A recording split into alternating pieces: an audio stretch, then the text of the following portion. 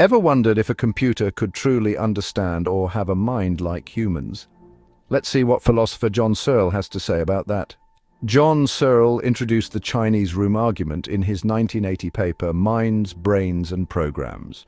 Imagine you're in a room and you're given a set of Chinese symbols along with a rulebook in English for manipulating those symbols. You don't understand Chinese at all. Now, someone outside the room passes you some Chinese sentences, and using the rulebook, you pass back appropriate Chinese responses. To the person outside, it looks like you understand Chinese. But do you? Searle argues that despite perfectly manipulating the symbols, you still don't understand a word of Chinese. You're just following rules. This thought experiment is a powerful analogy. It's aimed at challenging the idea that a computer running a program, regardless of how sophisticated, could have a mind or understanding. Searle's argument goes against what he calls the strong AI hypothesis. This hypothesis claims that an appropriately programmed computer could have a mind just like a human.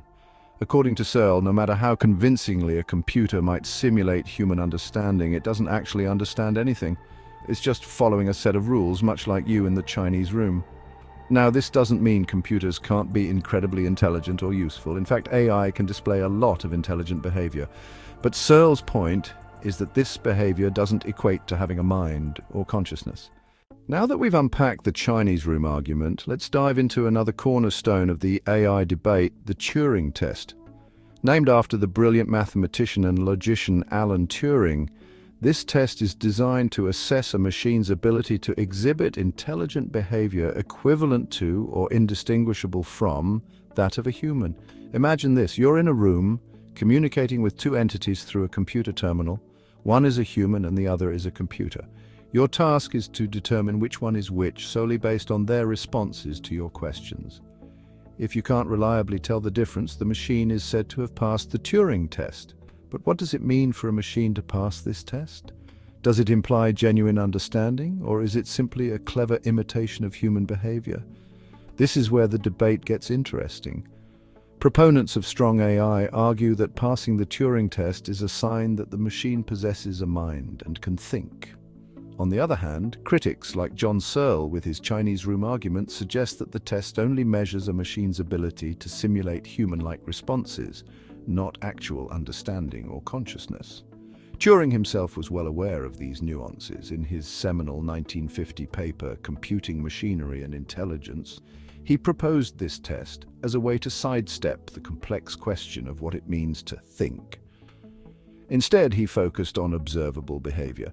If a machine can convincingly imitate human responses, then for all practical purposes it can be considered intelligent. However, the Turing test has its limitations. Critics point out that it doesn't account for the depth of understanding or the richness of human experience. A machine might mimic human conversation, but does it grasp the meaning behind the words? Does it have emotions, beliefs, or intentions? These are questions that the Turing test doesn't address. Despite its shortcomings, the Turing test remains a valuable tool in the field of AI. Let's delve into another critical aspect of the AI debate: strong AI versus biological naturalism.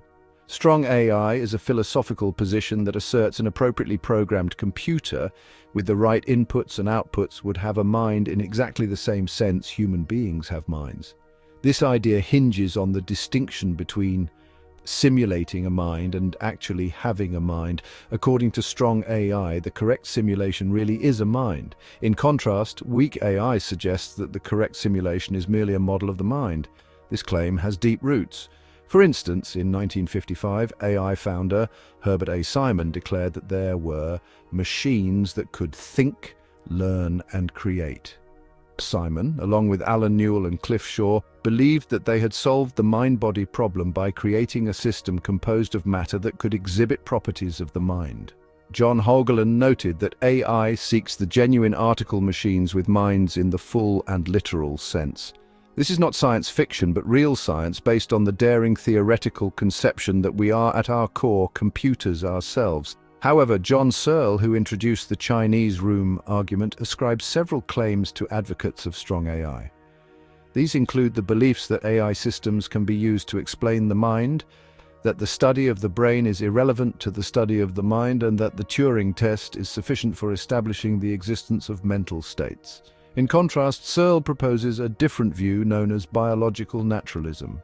This perspective holds that consciousness and understanding require specific biological machinery found in brains.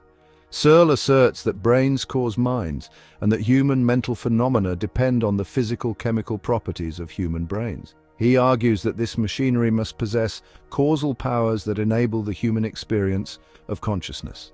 Critics of Searle's belief in these causal powers argue that machines can have mental states if they run the right program, a position known as computationalism.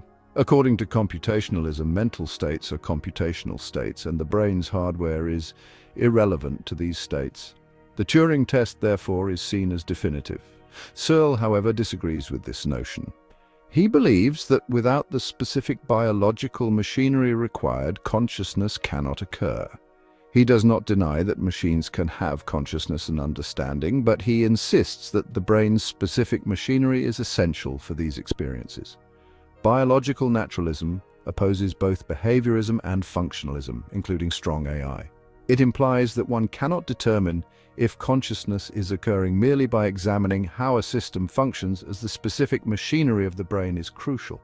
Interestingly, both biological naturalism and strong AI oppose Cartesian dualism, the classical idea that the brain and mind are made of different substances. Searle even accuses strong AI of dualism, arguing that it assumes the brain doesn't matter when it comes to the mind. After examining the contrasting perspectives of strong AI and biological naturalism, it's time to delve into one of the most profound and perplexing issues in the philosophy of mind, the hard problem of consciousness. John Searle's original presentation of the Chinese room argument emphasized understanding, that is, mental states with what philosophers call intentionality. However, in more recent discussions, Searle has expanded his focus to include consciousness as the core target of his argument. Searle argues that computational models of consciousness are not sufficient by themselves to produce consciousness. He explains that a computational model of consciousness is analogous to a computational model of anything else. For instance, a computational model of rainstorms in London won't leave us drenched, yet many mistakenly believe that a computational model of consciousness can somehow be conscious. Searle asserts that this is the same error in both cases. David Chalmers, a prominent philosopher, concurs that consciousness is at the root of the matter when discussing the Chinese room argument. Colin McGinn further argues that the Chinese room provides compelling evidence that the hard problem of consciousness is fundamentally insoluble. The issue isn't whether a machine can be conscious, but whether it, or anything else, can be definitively shown to be conscious. McGinn points out that any method of probing the occupant of a Chinese room faces the same challenges as exchanging questions and answers in Chinese.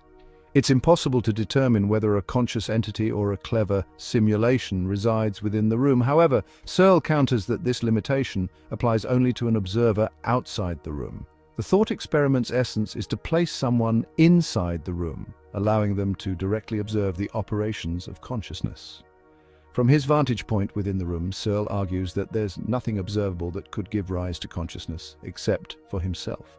And clearly, he does not possess a mind capable of understanding Chinese.